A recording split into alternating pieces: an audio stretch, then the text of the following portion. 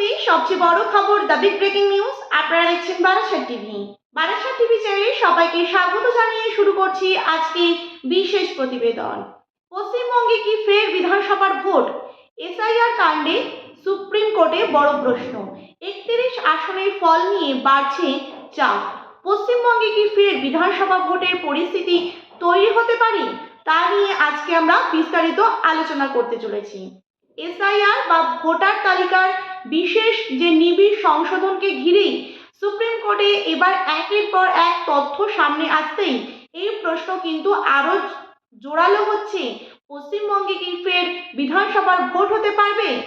Supreme কোর্টে তৃণমূলের পক্ষ থেকে দাবি করা হয়েছে, পশ্চিমবঙ্গের 31টি বিধানসভা কেন্দ্রে বিজেপির জয়ের ব্যবধানের চেয়ে এসআইআর এর সময় ভোটার তালিকা থেকে বাদ পড়া ভোটারের সংখ্যা বেশি। অর্থাৎ যে ব্যবধানে কোনো প্রার্থী জয় পেয়েছেন তার চেয়ে বেশি সংখ্যক ভোটার তালিকা থেকে বাদ পড়েছেন, এমন দাবি আদালতে তুলে ধরা হয়েছে।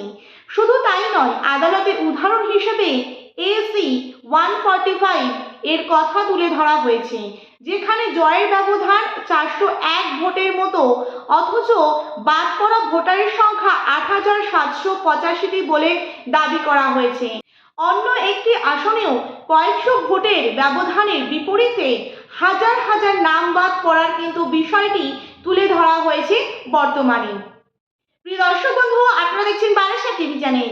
বারাসাত টিভি চ্যানেলে নতুন দর্শক হয়ে থাকলে অবশ্যই চ্যানেলটিকে সাবস্ক্রাইব করে পাশে থাকুন নতুন ভিডিওর আপডেট পাওয়ার জন্য। ভিডিওটি ভালো লেগে থাকলে অবশ্যই লাইক করুন, শেয়ার করুন, আপনাদের মতামত অবশ্যই কমেন্ট বক্সে কমেন্ট করে জানান। নতুন দর্শক হয়ে থাকলে চ্যানেলটিকে সাবস্ক্রাইব করে পাশে থাকা বেল আইকনে ক্লিক করতে কিন্তু একদম মিস করবেন না। এবার আসছি আরো একটি বিষয়, আর এখান থেকে উঠেছে সবচেয়ে বড় রাজনৈতিক এবং সাংবিধানিক প্রশ্ন। যদি প্রমাণ হয়ে যায় যে বাদ পড়া ভোটারদের একটি অংশ বৈধ ভোটার ছিলেন এবং তাদের ভোট নির্বাচনের ফলাফলে প্রভাব ফেলতে পারতেও, তাহলে সেই ফলাফলকে নিয়ে কি ধরনের সুপ্রিম কোর্টের শুনানিতে এই প্রশ্নের গুরুত্ব এতটাই বেড়েছে যে প্রধান বিচারপতি জানতে চান, আদালত কি এই ধরনের পরিস্থিতিতে সরাসরি পুনর্নির্বাচনের নির্দেশ দিতে পারে কি? তবে এটা কিন্তু স্পষ্ট করে বলা দরকার, সুপ্রিম কোর্ট এখনো পশ্চিমবঙ্গে ফের বিধানসভার ভোটের যে নির্দেশ দেননি। তবে আদালতে মূলত বিষয়টি আইনি কাঠামো এবং আসন ভিত্তিক তথ্য এবং সংশ্লিষ্ট আবেদন নিয়েও কিন্তু এগোচ্ছে। আরো একটি বড় তথ্য যেটা সামনে এসেছে বর্তমানে, 91% নাম ফেরত।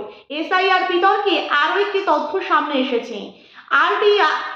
RT1 ভিত্তিক তথ্য অনুযায়ী ট্রাইব্যুনালে নিষ্পত্তি হওয়া 82,782টি আবেদনের মধ্যে 75,339টি ক্ষেত্রে ভোটারের নাম পুনরায় ফিরিয়ে দেওয়া হয়েছে, অর্থাৎ প্রায় 91% ক্ষেত্রে নাম পুনর্বহাল হয়েছে বলেই প্রতিবেদনে কিন্তু উল্লেখ করা হচ্ছে। এবং এই যে পরিসংখ্যান সামনে আসার পর প্রশ্ন কিন্তু উঠেছে, প্রাথমিক পর্যায়ে ভোটার তালিকা থেকে নাম বাদ দেওয়ার প্রক্রিয়াটা কতটা একেবারে নির্ভুলতা ছিল। অন্যদিকে প্রায় 27 লক্ষেরও বেশি ভোটারকে লজিক্যালি ডিসক্রিপেন্সির কারণে চিহ্নিত করা হয়েছিল বলে সাম্প্রতিক প্রতিবেদনে কিন্তু উল্লেখ করাও রয়েছে। সেই যে নাম বাদ দেওয়ার সিদ্ধান্তকে যে বিরুদ্ধে কতজন আবেদন করেছেন এবং কতজনের নাম ফেরত এসেছে, এই তথ্য এখন এসআইআর বিতর্কের অন্যতম একটা গুরুত্বপূর্ণ অংশ।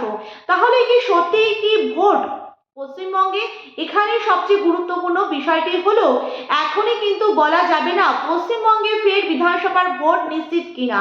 তবে দেখা যাচ্ছে চলতি বছরের নভেম্বর মাসেই পুর নিগমের ভোট হতে চলেছে কলকাতায়। 31টি আসনে জয়ের ব্যবধান বনাম বাদ পড়া ভোটারের সংখ্যা, ভোটারদের যে অ্যাপিলের ফলাফল এবং এসআইআর এর বৈধতা নিয়ে সুপ্রিম কোর্টে যে প্রশ্ন উঠেছে, তাতে নির্বাচনের ফলাফল নিয়ে কিন্তু নতুন আইনি লড়াইয়ের সম্ভাবনা তৈরি হয়েছে। তৃণমূল চাইছে যে সমস্ত আসনে বাদ পড়া ভোটারের সংখ্যা জয়ের ব্যবধানের চেয়ে বেশি, সেই আসনগুলির বিষয়টি আলাদাভাবে আদালত বিবেচনা করুন। সুপ্রিম কোর্টও কিন্তু ইঙ্গিত দিয়েছে যে নির্বাচনের ফলাফলকে সরাসরি চ্যালেঞ্জ করতে হলে আলাদা আবেদন এবং নির্দিষ্ট আইনি প্রক্রিয়া কিন্তু অনুসরণ করতে হবে। ফলে এখন গোটা বাংলার রাজনৈতিক মহলের নজর এসআইআর এ বাদ পড়া ভোটারের তথ্য তাদের অ্যাপিলের ফলাফল এবং সুপ্রিম কোর্টের পরবর্তী সিদ্ধান্তের দিকে। পশ্চিমবঙ্গে কি সত্যিই ফের বিধানসভার ভোটের দরজা খুলছে, নাকি শেষ পর্যন্ত আদালত অন্য কোনো আইনি সমাধানের পথ দেখায়? বাংলার রাজনীতিতে অন্যতম বড় চর্চার বিষয় পশ্চিমবঙ্গে ফের বিধানসভার ভোট কিনা এসআইআর কাণ্ডে সুপ্রিম কোর্টের বড় এখন প্রশ্ন। 31টি আসনে জয়ের ব্যবধানের চেয়েও বেশি বাদ কিন্তু পড়েছে ভোটার। এই যে পশ্চিমবঙ্গে ফের যে বিধানসভা ভোটের জল্পনা, তা ঘিরে কিন্তু শুরু হয়েছে নতুন করে রাজনৈতিক চর্চা।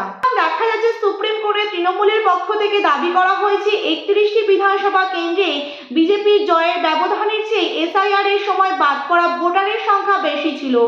আদালতে উদাহরণ হিসেবে এমন আসনের কথা কখনো কিন্তু কোথাও তুলে ধরা হয়েছে যেখানে কয়েকশো একেবারে ভোটের ফল কিন্তু নির্ধারিত হয়েছে, অথচ বাদ পড়া ভোটারের সংখ্যা কয়েক হাজার।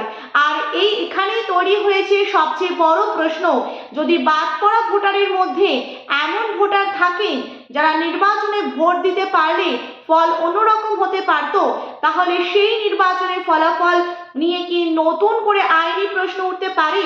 তবে সুপ্রিম কোর্ট অবশ্য এখনো কোনো পুনরায় বিধানসভা ভোটের নির্দেশ দেননি, বরং আদালত এই অভিযোগের নির্দিষ্ট তথ্য, আসন ভিত্তিক বিবরণ এবং এসআইআর চক্রান্ত আপিলের যে তথ্য কিন্তু চেয়েছে। একই সঙ্গে ফ্রেশ ইলেকশনের মতো প্রতিকার আইনত কিন্তু নির্দেশ করা যায় কিনা সেই প্রশ্নও কিন্তু শুনানিতে উঠে এসেছে। ফলে রাজনৈতিক মহলের এখন জোর জল্পনা, এসআইআর এর প্রভাব যদি নির্বাচনের একেবারে ফলাফলের সঙ্গে প্রমাণিতভাবে যুক্ত হয়, তাহলে কি পশ্চিমবঙ্গে কোনো আসনে ফের ভোটের দাবি আবারও জোরালো হবে? এবং এই যে ভোটের দাবি জোরালো হলো এবং যদি ভোটও যদি হয় বা পুনরায় নির্বাচন যদি হয়, তাহলে কি এবার বর্তমানে যে রাজনৈতিক পরিস্থিতি পশ্চিমবঙ্গে শাসক দল বিজেপির সঙ্গে এবার জোর টক্কর হাড্ডাহাড্ডি লড়াই দিতে সিপিআইএম কতটুকু তৎপর হবে? এবং বর্তমানে শাসক দল বিজেপির যে সাংগঠনিক যে শক্তি তা কিন্তু প্রবল এবং রাজনৈতিক প্রভাবও কিন্তু যথেষ্ট পরিমাণে প্রবল।